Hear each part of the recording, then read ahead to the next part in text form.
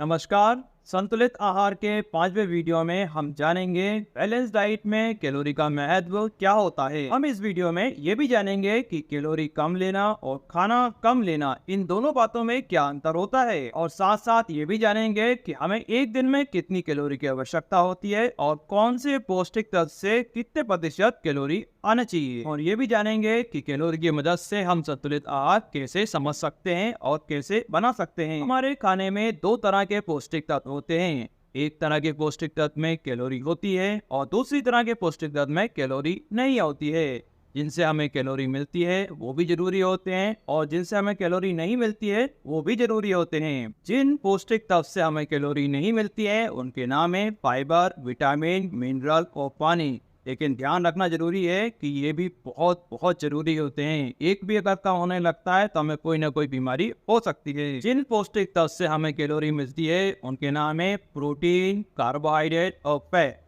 Protein से हमें 10 से 15% कैलोरी की आवश्यकता होती है, कार्बोहाइड्रेट से हमें 60 से 70% कैलोरी की आवश्यकता होती है और फैट से हमें करीबन 20 से 25% कैलोरी की आवश्यकता होती है। कई देशों में कार्बोहाइड्रेट और फैट की मात्रा थोड़ी अलग अलग है और शाकाहारी और मांसाहारी खाने में भी थोड़ा सा अंतर आता है, लेकिन इन सभी में जो प्रोटीन से कैलोरी का प्रतिशत है वो 10 से 15% ही है और ये हमें ध्यान रखना है। अगर हमारे खाने में फैट से कैलोरी का प्रतिशत ज्यादा है तो कार्बोहाइड्रेट और प्रोटीन से कैलोरी का प्रतिशत कम हो जाएगा, और अगर हमारे खाने में कार्बोहाइड्रेट से कैलोरी का प्रतिशत ज्यादा है तो फैट से और प्रोटीन से कैलोरी का प्रतिशत कम हो जाएगा। अगर कार्बोहाइड्रेट से कैलोरी का प्रतिशत 70% से कम होकर 65% हो जाता है तो ज्यादा फर्क नहीं पड़ता है, और अगर फैट से कैलोरी का प्रतिशत 25% से कम होकर 20% हो जाता है तो उससे भी फर्क नहीं पड़ेगा। लेकिन अगर हमारे खाने में 10% कैलोरी प्रोटीन से आ रही है वो घट के 5% हो जाती है तो 50% प्रोटीन का नुकसान होता है। कई लोगों के खाने में प्रोटीन से कैलोरी का प्रतिशत 5 से 7% रहता है।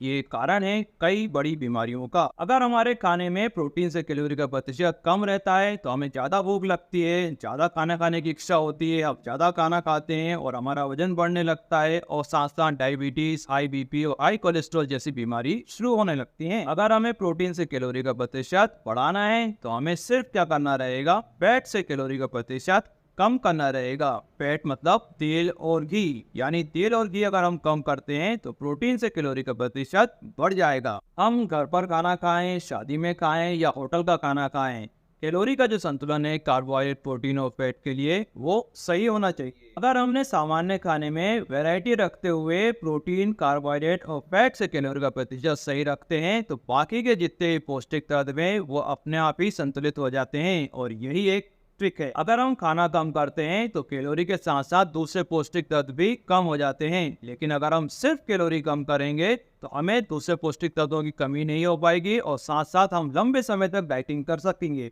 एक सामान्य व्यक्ति को एक दिन में सामान्य काम करना है तो एक दिन में करीबन 1800 से लेके 2200 कैलोरी की आवश्यकता होती है।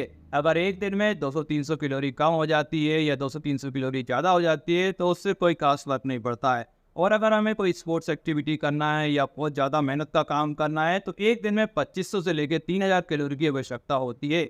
और अगर हमें वजन कम करना है या डायबिटीज़ है हमें तो करीबन 1300 से लेकर 1500 कैलोरी की आवश्यकता होती है एक दिन में। आपके अगर कुछ सवाल हैं तो पूछ सकते हैं। मिलते हैं अगले वीडियो में कुछ नई बातों के साथ।